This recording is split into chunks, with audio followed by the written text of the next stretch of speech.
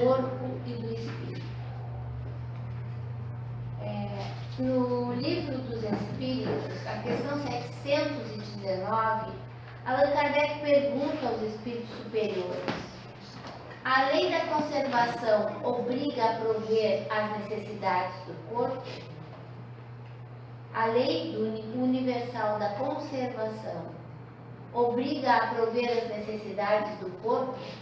E os espíritos superiores respondem a Allan Kardec: sim, porque sem a força e a saúde, o trabalho seria impossível. E nós sabemos que temos também a lei do trabalho como lei universal, como lei do nosso Pai. Então, para que uma coisa aconteça, a outra tem que existir. O corpo tem que estar saudável, né? Vivendo, pois, uma vida material, é necessário cuidar dela, seja no âmbito do próprio corpo, seja na vida de relação que estabelece com os demais seres. Então é bem clara a resposta. Este corpo que temos, nós, espíritos imortais, temos que conservá-lo da melhor forma possível. Temos que preservá-lo para que a gente possa no mínimo, se expressar. Porque o espírito somente, sem a parte material, não consegue se expressar, né? Só se ele receber o auxílio de um médium. O melhor mesmo é a gente estar habitando um corpo. Ter a oportunidade de receber um corpo novinho, desde pequenininho, a gente vai judiando por imaturidade, não é? Mas a melhor coisa que tem é a gente poder estar no comando de um corpo. Os médiuns que existem por aí, por todos os lados, né, especialmente dentro de uma casa espírita, eles auxiliam muito àqueles espíritos que não estão num corpo, os desencarnados. Porque eles passam as mensagens, eles dizem o que eles gostariam de dizer e não conseguem dizer porque não tem um corpo. Daí a importância da gente preservar algo que é precioso, a utilidade que tem um corpo físico. E quantas vezes a gente trata tão mal o nosso corpo físico? E é uma coisa tão séria, não é? Então vamos ver aqui, ó, o corpo físico. O corpo físico é como um envelope, tá? Do princípio pensante, ou seja, do espírito, né? Que vamos nascer, crescer, que vemos nascer, crescer e morrer. Que é o suporte material de que o espírito se utiliza quando encarnado para ajudá-lo na sua evolução. Ele, o corpo, né? Ele se densificou, moldado por nossos pensamentos. O que quer dizer isso? Obras, crenças mais íntimas. Que nós, espíritos, é que programamos tudo. É que imprimimos como vai ser o nosso corpo, de acordo com as nossas necessidades, de acordo com a lei, de acordo com tudo que já fizemos anteriormente, de acordo com a nossa bagagem espiritual. Aí é que vem aquele corpo. Ele, o corpo material, materializado de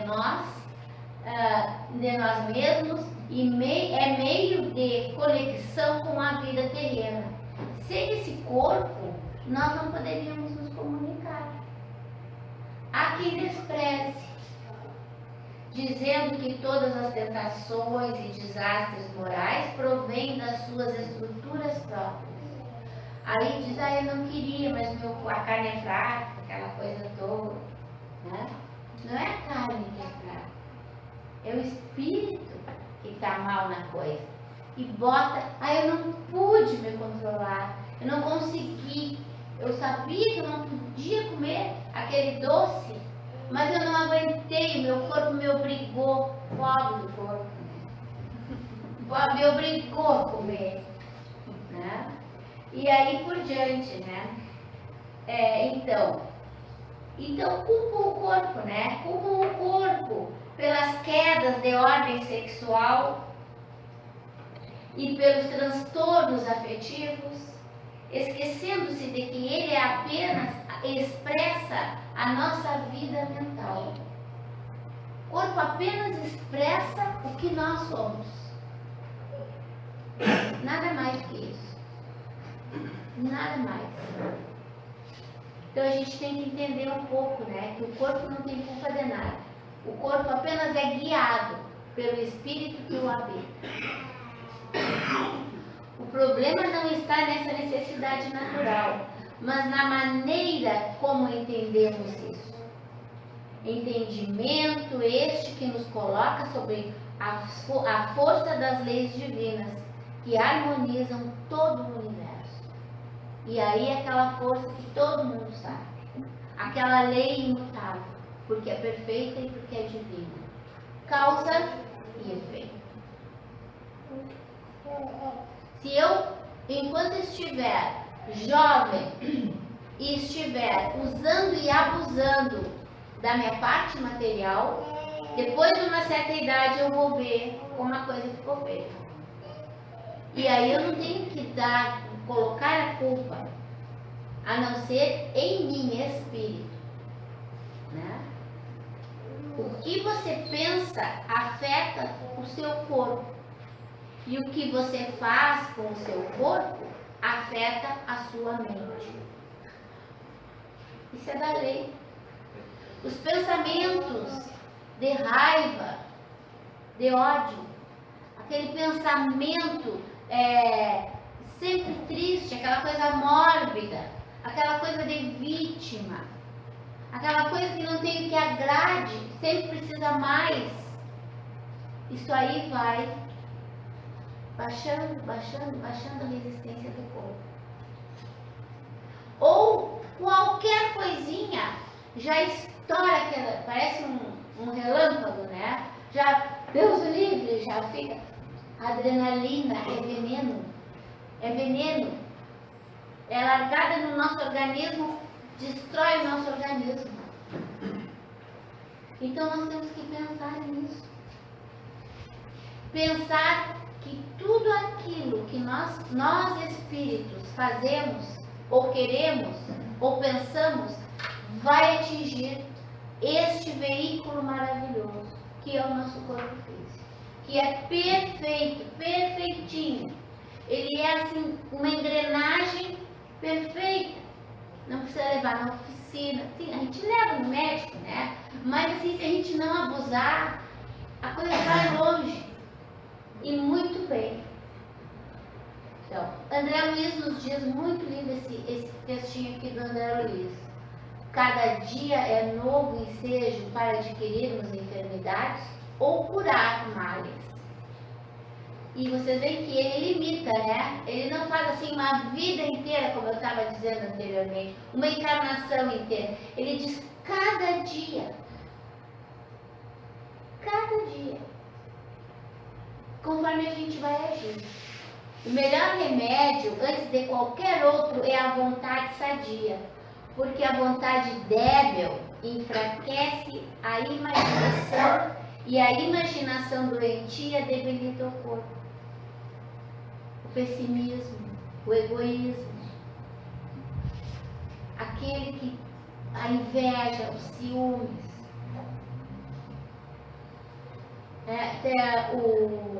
Quem é que dizia isso, meu Deus? Parece que era Einstein que disse essa frase que eu vou dizer agora.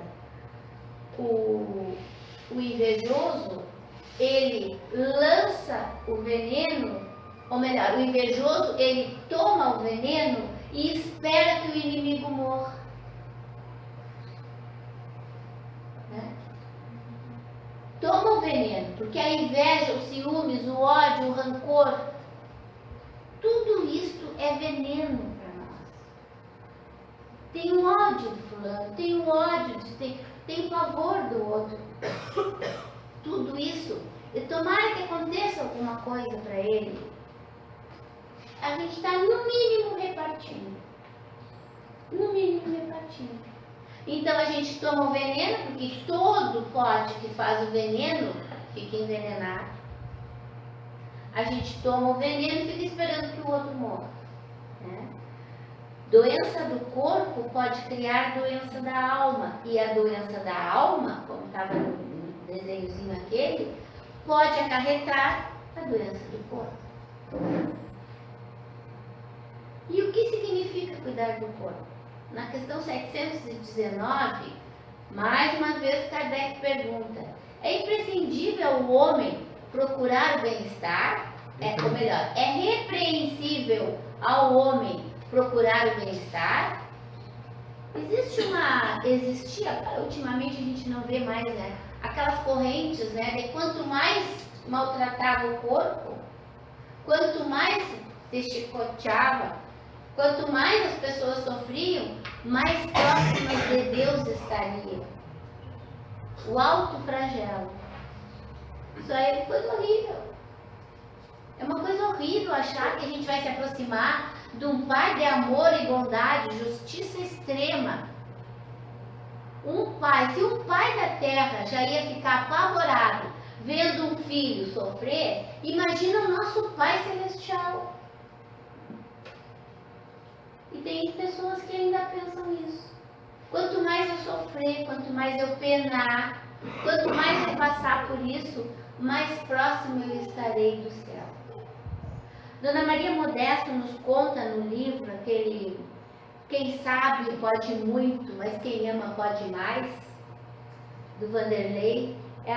Dona Maria Modesto conta uma história de uma senhora que foi atendida no mundo espiritual, foi recolhida no mundo espiritual, estava sendo atendida. E aí ela dizia: mas eu não entendo como é que pode. Eu fui espírita por 30, 40 anos, eu ajudei, eu fiz tudo na casa espírita e eu aguentei o meu marido por 30 anos. E como é que eu estou assim agora? E aí foi dito para ela o seguinte, que ela deveria ter se separado do marido. Porque Deus não nos quer sofrendo, não se engane, gente. Ela já não tinha mais filhos pequenos. Ela aguentou aquela pessoa, depois envelheceu ao lado daquela pessoa infeliz. E não conseguiu digerir aquela situação. E agora deve estar pensando: essa louca está dizendo para se separar. Não é nada disso, é a verdade. Deus nos quer felizes. Se eu for ser mais produtiva, se eu for ser mais feliz, e se eu vou deixar a pessoa que está do meu lado também melhor, a gente tem que tomar certas atitudes. E ela ficou porque ela era espírita. Aqueles espíritas que entendem que tem que sofrer. E aí entra aquela coisa, né? Que já me disseram, que eu falei segunda-feira também. Vocês são masoquistas, né? Vocês dizem que a gente tem que sofrer. Mas jamais o Espiritismo diz que a gente tem que sofrer. O Espiritismo diz que a gente tem que compreender por que sofremos. Não adianta se revoltar. E procurar a melhor forma de sair da situação. É isso que o Espiritismo diz. Né? E aí os Espíritos responderam para Allan Kardec: o bem-estar é um desejo natural. Deus não proíbe, senão o abuso, porque o abuso é contrário à conservação. Ele não incrimina a procura do bem-estar, se esse bem-estar não é adquirido às custas de ninguém. e se não se deve enfraquecer nem as vossas forças morais e nem as vossas forças físicas. A gente pode usufruir de tudo que está aí, que a lei do progresso está nos oferecendo, que a tecnologia nos dá. Tudo a gente pode, tudo. Desde que não seja às custas de alguém e desde que isso não seja um abuso, uma coisa que vá de alguma forma nos prejudicar. Agora eu estava vendo na televisão que as crianças estão se queixando que as mães e os pais estão só no celular, né? Estão só no Face, né? E quero conversar com a minha mãe, quero conversar com meu pai e ela não me responde. O que é isso, né? Há pouco tempo se falava que o adolescente, que a criança, que só com o celular, que não sei o quê, agora são os adultos abusando de um recurso maravilhoso que nos foi permitido para que nós avançássemos espiritualmente, avançássemos nas comunicações, mas não abusar. Não abusar.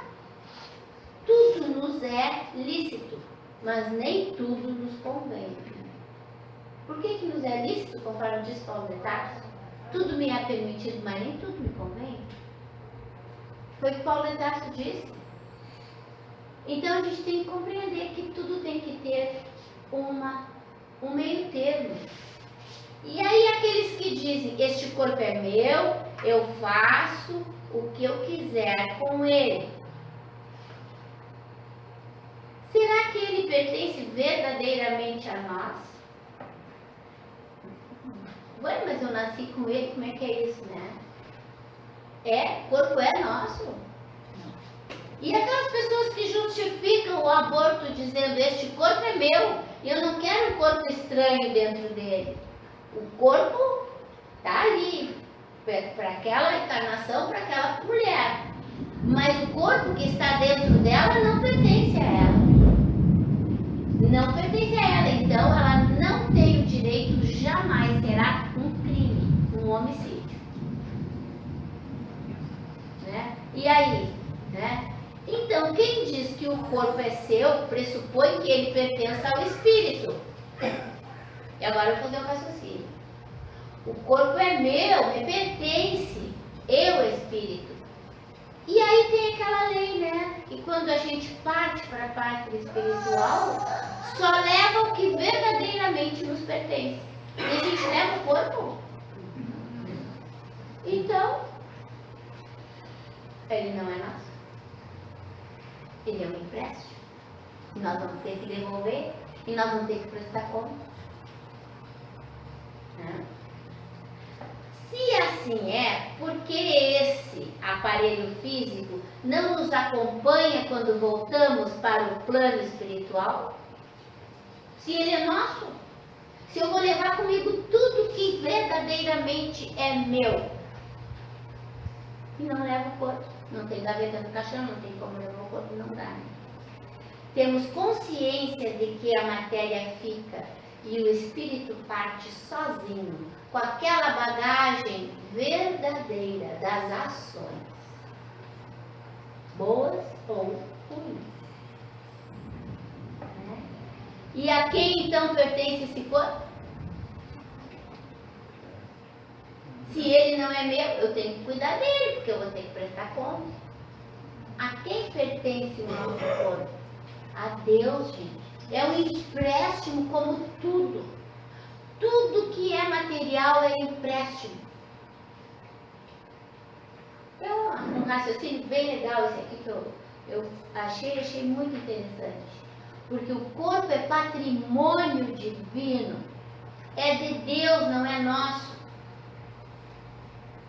Nós estamos usando por hora.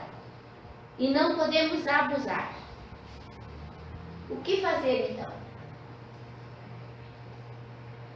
O equilíbrio é sempre o melhor caminho. Tanto o corpo quanto o espírito possuem necessidades particulares que precisam e devem ser atendidas, pois elas se complementam.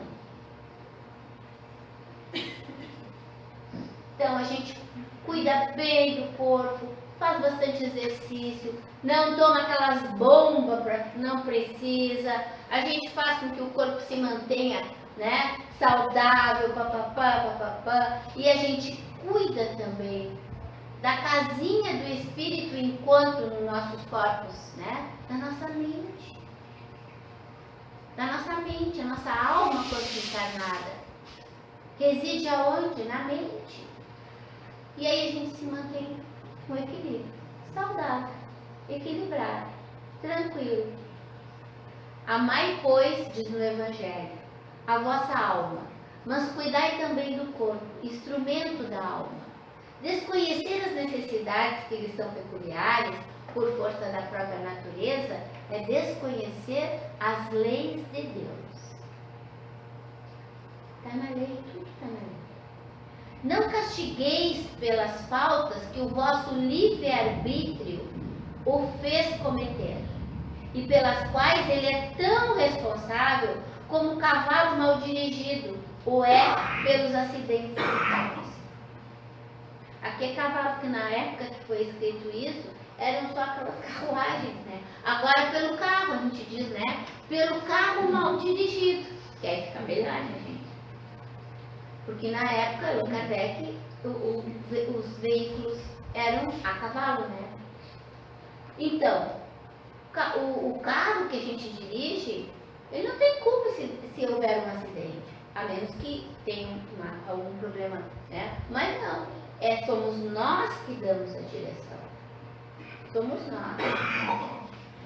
Buscar esse equilíbrio com calma, respeito e dignidade é a nossa tarefa planetária, objetivando crescimento e evolução. Olha que coisa bem profunda essa frase. Né? Buscar este equilíbrio com calma, respeito e dignidade. É a tarefa planetária.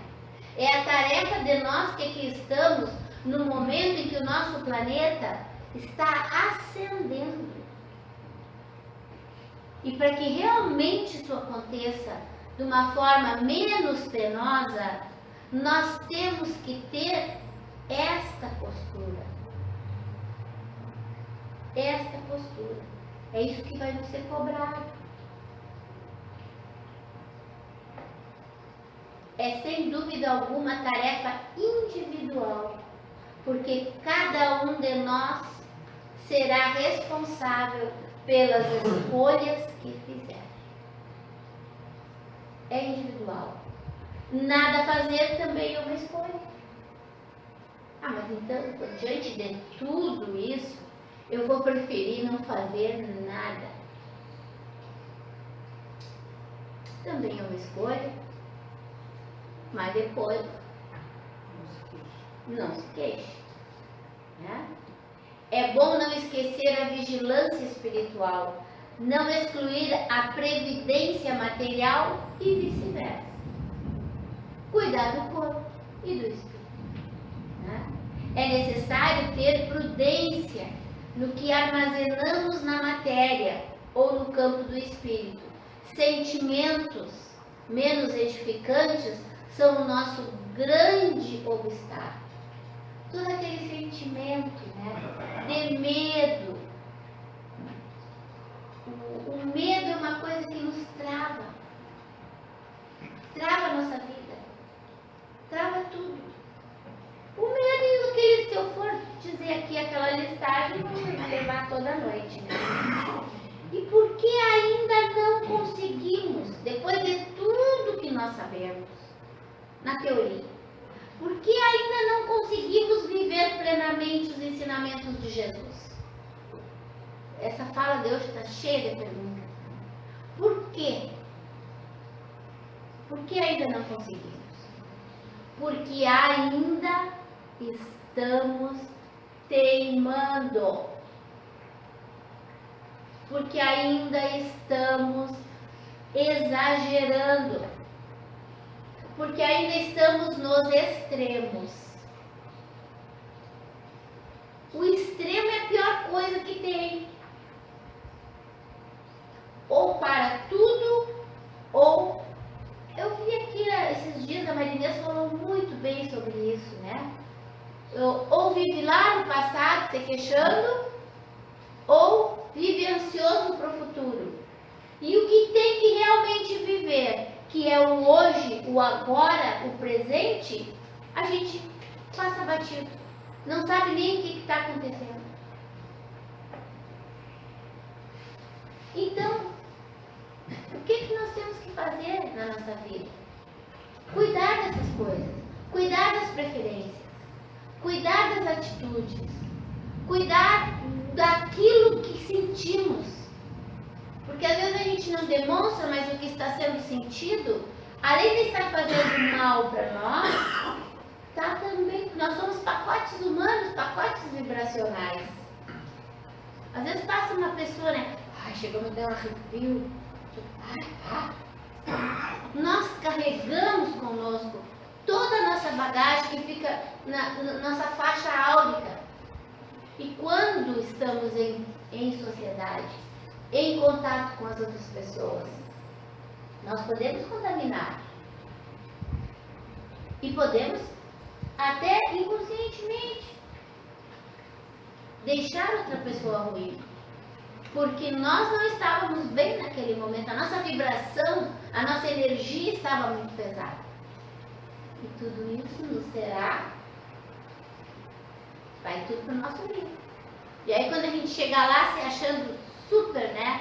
Passei a vida inteira dentro de uma casa espírita, era tão boazinha, fazia palestra, atendia as pessoas, papapá. E por que estou no negativo aqui no meu balancete? Por que eu estou no negativo? E aí eles vão nos explicar.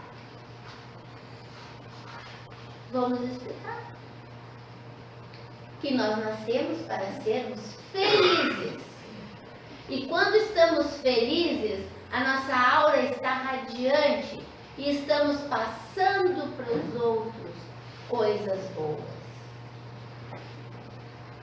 E é isso que Deus quer de nós. Mas aí, tem 2 minutinhos. A